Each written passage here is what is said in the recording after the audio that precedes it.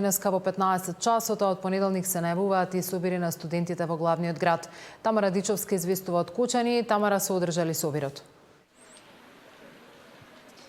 Собирот се одржа, заврши пред некоја минута. Граѓаните тука што беа на плоштадот мирно се повлекоа. Веќе е празно, да.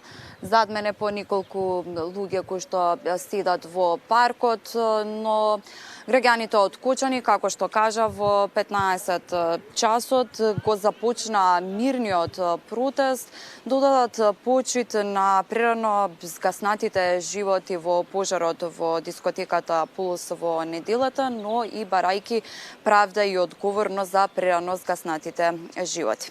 Денеска протестот беше мирен, не беше онаа слика која што можевме да ја видиме еден ден по несреќата, каде што толпи на улиците го искршија и оно кафуле на сопственикот кој што е осомничен во целиот случај и неговиот автомобил. Покажа дека ќе продолжат со мирни протести. Ова денеска беше само почеток, барајки правда за загинатите, за нивните блиски и целата трагедија која што се случи во Кучани во неделата.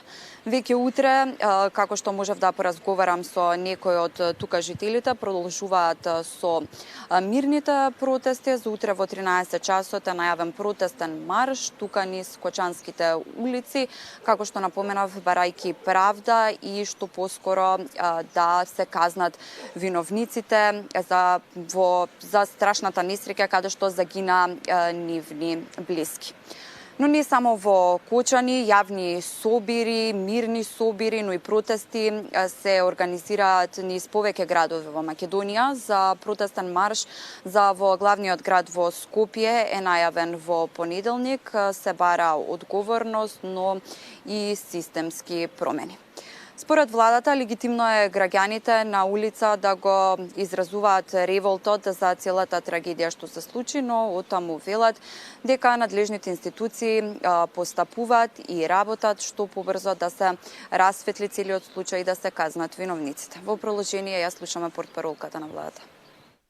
Ние како влада веќе го имавме ставот дека ниту едно демократско право на изразување на мирни, би кажала, собири, не можеме ниту сме во насока на тоа да го стопираме. Но исто така, повторувам дека повикуваме на разум, повикуваме на доверба во институциите дека ревносно се справуваме со сите состојби и ќе продолжиме да се спротивставуваме. Тамара, во делот на расветлувањето на случајот, последна информација од вчера беше дека 34 лица се опфатени со истрагата, најголем дел од нив веќе се во притвор и тоа во затворот во Куманово. Има ли нови елементи во делот на истрагата?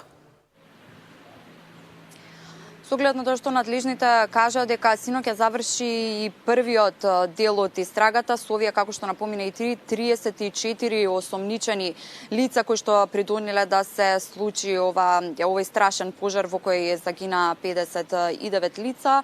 Осомничени се и 3 правни субјекти. Меѓу овие 34 осомничени само судот во Кочани синоќа до доцна вечерта одлучуваше по нивните притвори. 24 од нив добија 30-дневен притвор, 20 се сместени во притворското оделение во затворот Куманово, додека другите се во затворот Скопје.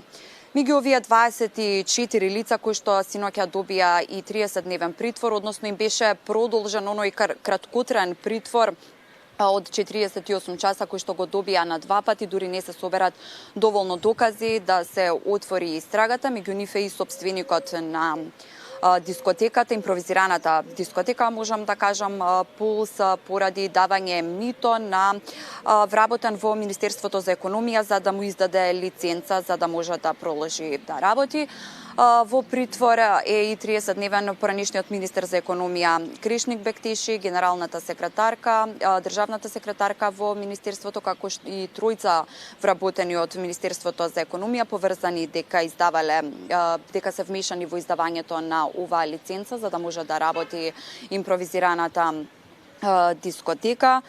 член на групата од ДНК, бидејќи ги внел и оние пиротехнички средства кои што беа и причина за да избие пожар во клубот. Обезбедувањето на дискотеката е во 30-дневен притвор, бидејќи не провериле пиротехниката која се внесувала во диското, но и пуштале малолетници да бидат присутни по полнок, што не е според законот.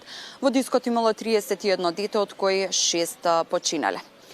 Во притвор е и човекот кој што продавал билети, бидејќи продал над 650 билети, според капацитетите не можело да присуствуваат толку многу луѓе во овој импровизиран простор кој што немал лиценца ниту за кабаре.